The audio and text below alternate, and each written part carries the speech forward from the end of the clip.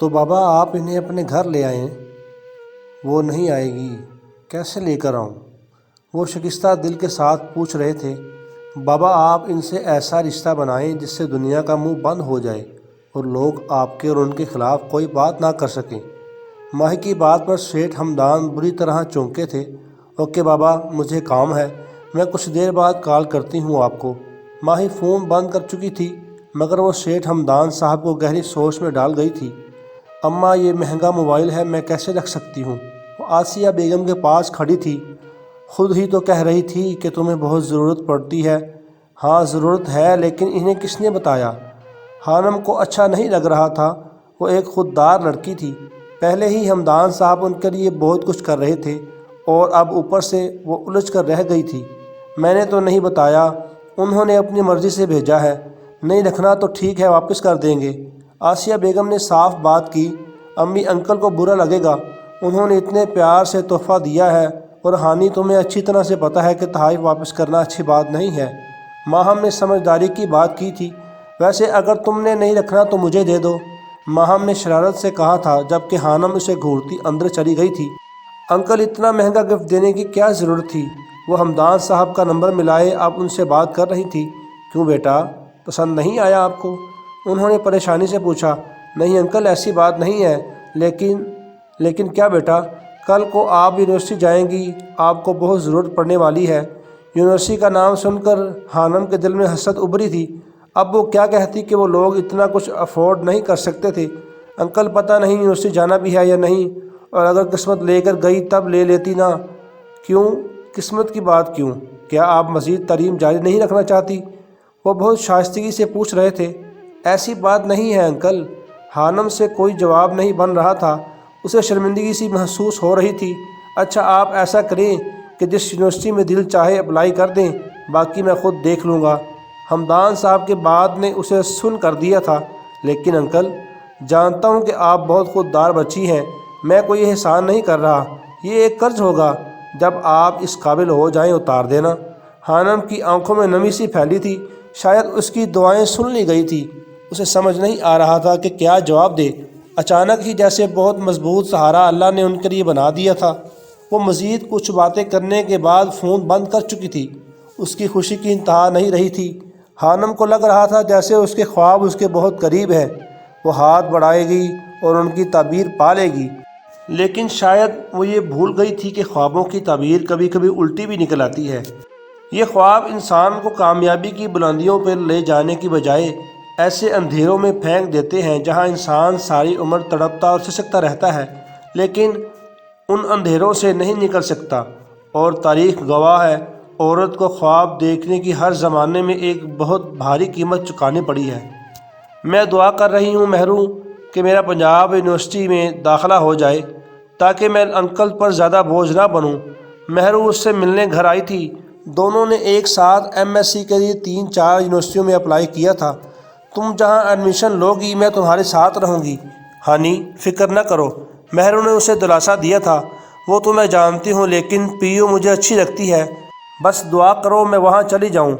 بہت بڑی ہے، میں نے سرچ کیا تھا نیٹ پر، اتنی بڑی ہے کہ انسان وہاں جا کر گم ہو جائے۔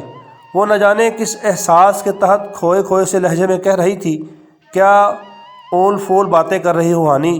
1000 دفعہ کہا ہے کہ ایسی باتیں نہ کیا کرو، آسیہ بیگم نے سخت سے لہجے میں کہا تھا۔ بس آنٹی یہ ایسے ہی کرتی ہے، میرا حوصلہ ہے جو میں اسے جھیلتی ہوں، مہرو نے شرارت سے کہا تھا۔ بس اب مل جاؤ دونوں، ساری غلطی میری ہی ہے۔ وہ ایک دم ناراض ہو گئی تھی، جبکہ مہرو اس کے منہ بنانے پر ہنس دی تھی۔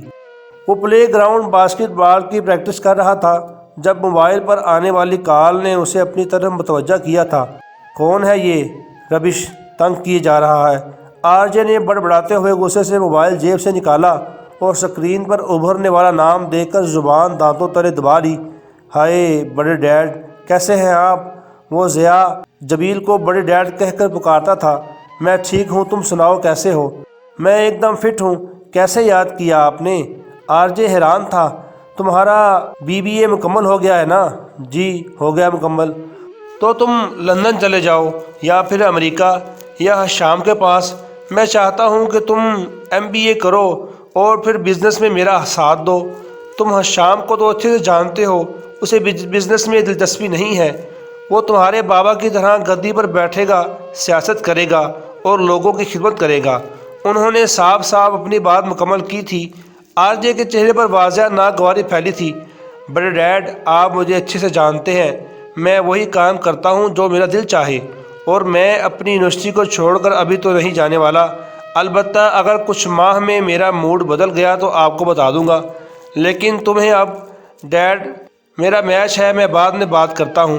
ان کی بات سنے بنا فون بند کر چکا تھا۔ کیا مصیبت ہے یار، کیوں پیچھے پڑ گئے ہیں میرے، جینے کیوں نہیں دیتے؟ آر جے نے بڑبڑاتے ہوئے موبائل آف کیا تھا۔ دیکھو آسیہ، میں تم سے بہت ضروری بات کرنے آئی ہوں، میری بات کو دھیان سے سننا۔ زبیدہ آپا آج پھر ان کے گھر حاضر تھی۔ خانم کو کچھ غیر معمولی سا محسوس ہو رہا تھا۔ یہ پھر آ گئی لوگوں کی برائیاں کرنے۔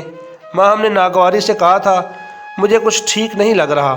خانم کا دل نہ جانے کیوں ڈر رہا تھا۔ جی آپا بولیں۔ آسیہ بیگم نے متوجہ ہوتے ہوئے کہا تھا، ارے شکر ادا کرو آسیہ، میں تمہاری بیٹی یعنی اپنی ہانی کے لیے رشتہ لائی ہوں۔ خانم تو ان کی بات سن کر دھک سے رہ گئی تھی۔ رشتہ؟ لیکن میں نے تو آپ سے نہیں کہا تھا۔ آسیہ بیگم حیران تھی۔ اس لیے تو کہہ رہی ہوں کہ شکر ادا کرو، گھر بیٹھے ہی اللہ نے تمہاری سن لی۔ شاید اللہ کو یتیم بچی پر ترس آ گیا، اس لیے خود ہی رستہ آسان کر دیا۔ زبیدہ آپا کی بات سن کر خانم کے اندر چھن سے کچھ ٹوٹا تھا۔ یتیمی اور غربت ان کے لیے گالی بن کر رہ گئی تھی۔ لگتا ہے یہ اس دن والی عزت بھول گئی ہیں، آج دوبارہ کرنی پڑے گی۔ ماہم نے رسالہ ایک طرف رکھا اور بیڈ سے نیچے اتر کر جوتے پہنتے ہوئے کہا، میں کچھ سمجھی نہیں آپا، کس کا رشتہ؟ طارق کو جانتی ہو نا، یہ جو دوسری گلی میں رہتا ہے، اس کا رشتہ لائی ہوں۔ اس کے گھر والے دل و جان سے قبول کرنے کو تیار ہیں اپنی بچی کو۔ کیسی باتیں کر رہی ہیں آپا آپ؟ وہ طارق محلے کا سب سے بدنام لڑکا ہے، آپ اس کے لیے میری ہانی کا رشتہ؟ آسیہ بیگم تو دنگ رہ گئی تھی، جبکہ طارق کا نام سن کر خانم کا دماغ گھوما تھا۔ وہ ایک انتہائی گھٹیا قسم کا لڑکا تھا۔ وہ جب بھی کالج اور اکیڈمی جاتی تھی اکثر چوک پر کھڑا ملتا تھا، پان چباتا، سرخ دان۔ خانم کو اسے دیکھ کر گن آتی تھی، وہ اسے دیکھ کر منہ چھپا لیتی تھی۔ ارے کیا ہو گیا، دیکھا بالا لڑکا ہے، اور ویسے بھی کون لیتا ہے آج کل غریب اور یتیم کی بیٹی کا رشتہ؟ وہ تو بھلا ہو اس طارق کا جو اس نے خود رشتے کی بات کی ہے۔ کتنے پیسے دیے ہیں اس لفنگے نے آپ کو جو آپ یہاں اس کا رشتہ لینے آ گئی؟ شکل دیکھی ہے اس نے اپنی؟ میرا بس چلے نا، جوتی مارو اس کے منہ پر۔ ماہم زبیدہ آپا کے سامنے آ کر ایک دم پھٹ پڑی تھی۔ زبان سنبھال کر بات کرو لڑکی، اپنی اوقات دیکھی ہے تم لوگوں نے؟ گھر آئی رحمت کو ٹھکرا رہے ہو۔ زبیدہ آپا نے بھڑک کر کہا تھا، ہم لوگ اپنی اوقات اچھے سے جانتے ہیں۔ اوقات تو آپ دکھانے آئی ہیں اپنی، 4 پیسے لے کر دین ایمان بیچ کر ایک گھٹیا لڑکے کو نیک اور شریف بنا رہی ہیں۔ ماہم کا غصہ 7ویں آسمان کو چھو رہا تھا۔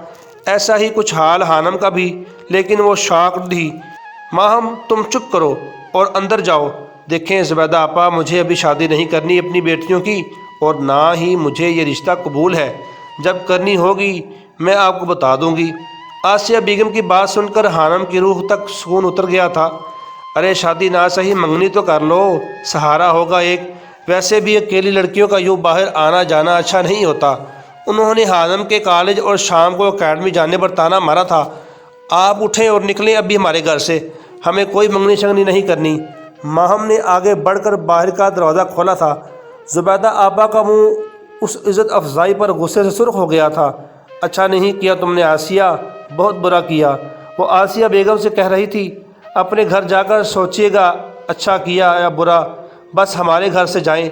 ماہم کے کہنے پر وہ ان سب کو، اور خاص طور پر خانم کو جو ابھی کمرے سے باہر نکلی تھی، گھورتی جا چکی تھی۔ پتہ نہیں کیسے کیسے لوگ ہیں، منہ اٹھا کر آ جاتے ہیں۔ دروازہ بند کر کے ماہم بڑبڑاتی واپس کمرے میں چلی گئی تھی، جبکہ خانم نے آسیہ بیگم کو گہری سوچ میں ڈوبا دے کر ایک ٹھنڈی آہ بھری تھی۔ یا اللہ پاک رحم کر ہم پر اپنا۔ وہ نم آنکھوں سے دعا کر رہی تھی، یار آر جے، آج کل مجھے عجیب سی بے چینی ہو رہی ہے۔ مکی آر جے کے پاس بیٹھا کہہ رہا تھا، کسی نئی لڑکی پر دل آ گیا ہے کیا؟ آر جے نے سگریٹ سلگاتے ہوئے پوچھا۔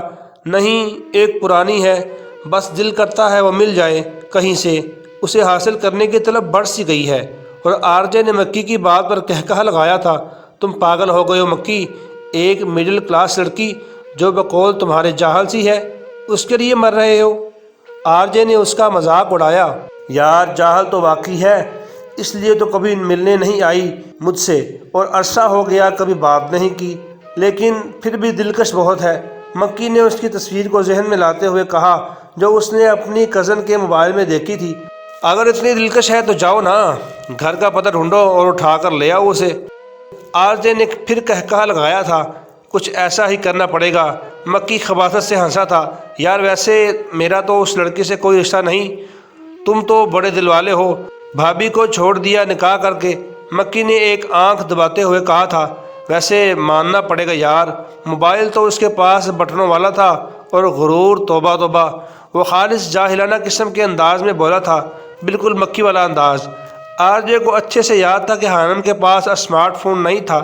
اس کی بات سن کر مکی کا چھت پھاڑ کہا گونجا تھا، اوکے یار ٹاپک چینج کرو، دماغ نہ خراب کرو۔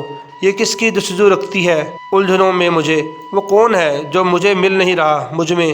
ایک پل کے اندر وہ واپس آر جے بن گیا تھا، جسے کسی چیز سے نہ فرق پڑتا تھا اور نہ کسی چیز سے دلچسپی تھی، لیکن نہ جانے کیوں حانم کے ذکر پر اسے عجیب سی بے چینی ہوئی تھی، اور مکی کو کبھی کبھی حیرت ہوتی تھی کہ آر جے حانم کا مذاق کیسے اڑا لیتا تھا اس کے ساتھ مل کر، حالانکہ اس نے کبھی کسی لڑکی کو موضوع گفتگو نہیں بنایا تھا۔ آر جے نے سگریٹ کا ایک گہرا کش لے کر دھواں فضا میں اچھالا تھا، جبکہ مکی نے موبائل نکال کر دوبارہ سے وہ نمبر ملایا تھا جو اس نے کچھ عرصہ پہلے پیرس کے ریسٹورنٹ میں ملایا تھا، جو بن جا رہا تھا، لیکن خلاف معمول اس وقت اس نمبر پر بیل جا رہی تھی۔ زبیدہ آپا کی باتوں نے حانم کو پریشانی میں ڈال دیا تھا، نہ جانے کیوں اس کا دل ڈر رہا تھا۔ ابھی بھی وہ نماز پڑھ کر دعا مانگ کر اٹھی تھی، جبکہ موبائل پر ہونے والی بیپ نے اسے متوجہ کیا تھا۔ جب وہ نماز پڑھ رہی تھی تب فون بھی آیا تھا، لیکن اس نے غور نہیں کیا۔ ابھی تک ناراض ہو جان نمبر اور میسج دے کر حانم کو چہرہ سرخ ہو گیا تھا۔ ابھی کل ہی اس نے اس موبائل میں اپنی پرانی سم ڈالی تھی، اسے کچھ نمبروں کی ضرورت تھی جو اس نے نئی سم میں کاپی کیے تھے، اور آج اسے پھر میسج آ گیا تھا۔ حانم کا دل مزید برا ہوا تھا، اسے سمجھ نہیں آ رہا تھا کہ وہ ایسا کیا کرے جس سے وہ شخص اس کی جان چھوڑ دے۔ خدا سے ڈرو ابن آدم، خدا سے ڈرو۔ کانپتے ہاتھوں اور نم آنکھوں سے حانم نے میسج ٹائپ کر کے سینڈ کر دیا تھا، اور پھر موبائل بند کرنے کے بعد وہ ایک بار پھر سے رو دی تھی، لیکن وہ یہ نہیں جانتی تھی کہ اس کے یہ الفاظ دوسری جانب موجود شخص کو اندر تک جھنجھوڑ گئے تھے۔ حمدان صاحب کا فون آیا تھا، نہ جانے اس بار آسیہ بیگم خود پر ضبط نہیں رکھ پائی تھی، اور انہوں نے روتے ہوئے طارق کے متعلق سب کچھ حمدان کو بتا دیا تھا۔ وہ اکیلی عورت تھک گئی تھی حالات کا مقابلہ کر کر کے۔ طارق نے دھمکی دی تھی کہ شادی تو وہ حانم سے ہی کرے گا، ورنہ اچھا نہیں ہوگا۔ آسیہ بیگم کو روتا دیکھ کر سیٹھ حمدان کا پارا ہائی ہوا تھا، ان کا دل کر رہا تھا کہ وہ ابھی اس لڑکے کو شوٹ کر دیں۔ آسیہ روئے نہیں اور میری بات غور سے سنیں، جب تک میں ہوں نا کوئی تم لوگوں کو کچھ نہیں کہہ سکتا۔ آپ کب تک ساتھ دیں گے ہمارا؟ اس بات کا بھی لوگ غلط مطلب نکال رہے ہیں۔ آسیہ بیگم نے دکھی لہجے میں کہا تھا، میں ہمیشہ ساتھ دوں گا، بس تم ایسا کرو کہ مجھے ساتھ دینے کا حق دے دو، مجھ سے نکاح کر لو آسی، نکاح کر لو۔ اس بات کو کرنے کے لیے وہ اتنے دنوں سے الفاظ ڈھونڈ رہے تھے اور بات کرنے کی ہمت نہیں تھی، وہ آج ایک ہی پل میں کہہ گئے تھے۔ آسیہ بیگم کو لگا تھا کہ انہوں نے کچھ غلط سنا ہو، وہ حیرت سے منہ کھولے موبائل کو دیکھ رہی تھی جس سے حمدان کی آواز ابھر رہی تھی۔ مزید اچھی ویڈیو کے لیے ہمارا چینل سبسکرائب کریں، بیل آئیکن ضرور دبائیں تاکہ آپ کو ہماری نئی ویڈیو کا نوٹیفیکیشن ملتا رہے۔